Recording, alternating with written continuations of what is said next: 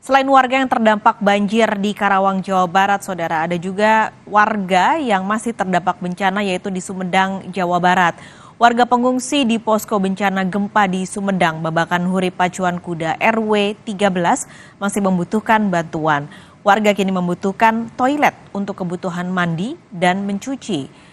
Pengungsi yang berjumlah 319 jiwa ini sudah tinggal 2 hari yang lalu di tenda darurat yang disediakan Kemensos.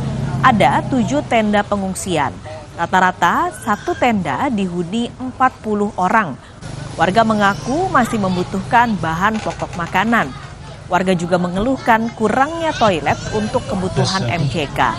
Walau sebagian besar warga masih mengungsi, kini ada sejumlah warga yang kembali ke rumahnya pada siang hari untuk membenahi barang ataupun rumah yang rusak.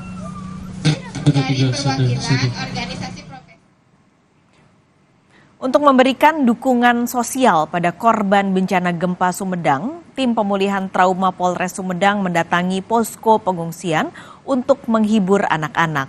Di posko pengungsian yang berlokasi di Babakan Hurip RW 13 ini, setidaknya ada 1 RW yang mengungsi, mulai dari orang tua hingga anak kecil. Untuk memberikan dukungan kepada warga, tim Trauma Healing Polres Sumedang mendatangi posko dan memberikan hiburan pada warga terdampak. Mulai dari yoga untuk orang dewasa hingga permainan dan bernyanyi bersama anak-anak. Tim ini nantinya akan berkunjung ke setiap posko pengungsian yang ada di wilayah Kabupaten Sumedang selama 7 hari mendatang.